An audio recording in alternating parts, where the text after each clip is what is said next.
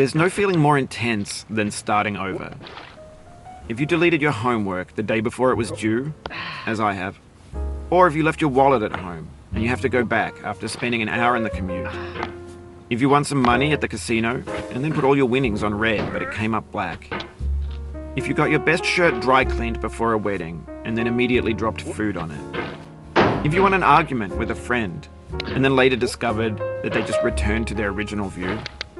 Starting over is harder than starting up. If you're not ready for that, like if you've already had a bad day, then what you're about to go through might be too much. Feel free to go away and come back. I'll be here.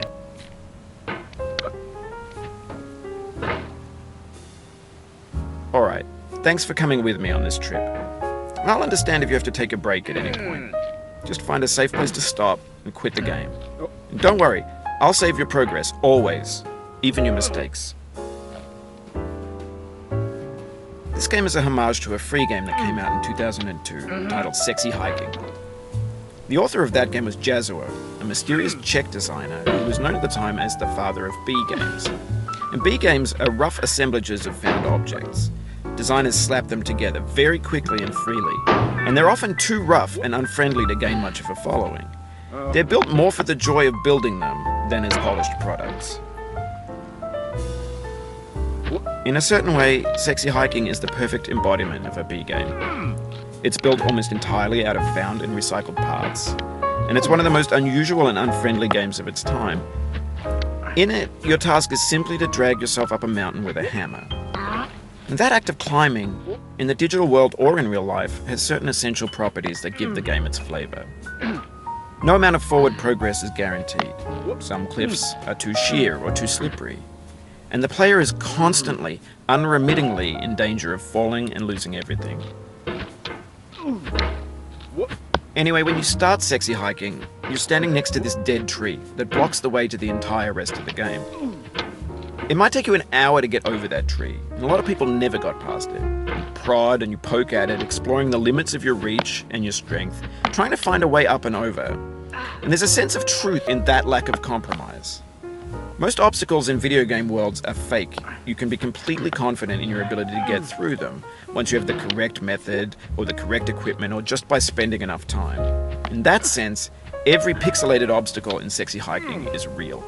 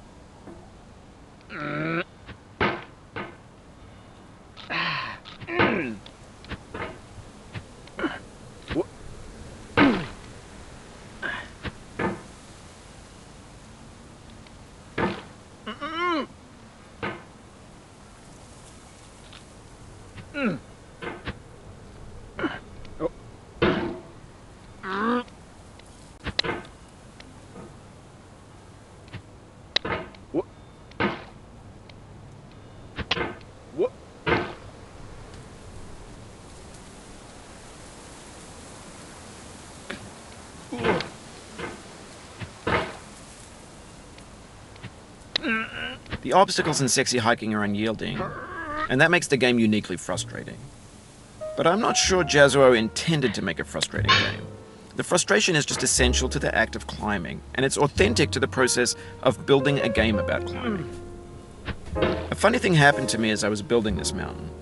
I'd have an idea for a new obstacle, and I'd build it, test it, and it would usually turn out to be unreasonably hard. But I couldn't bring myself to make it easier.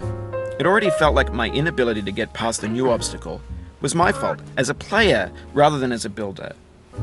Imaginary mountains build themselves from our efforts to climb them, and it's our repeated attempts to reach the summit that turns those mountains into something real. When you're building a video game world, you're building with ideas, and that can be like working with quickset cement. You mold your ideas into a certain shape that can be played with, and in the process of playing with them, they begin to harden and set until they're immutable, like rock. And at that point, you can't change the world. Not without breaking it into pieces and starting fresh with new ideas.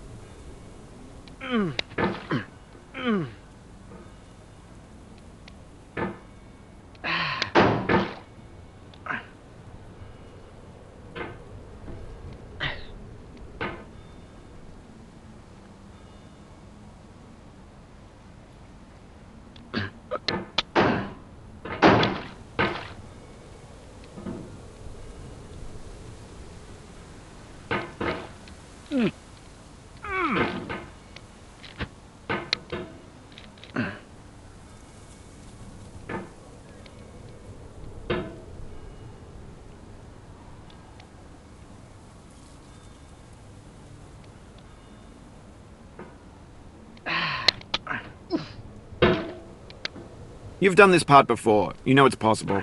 Just do what you did the first time.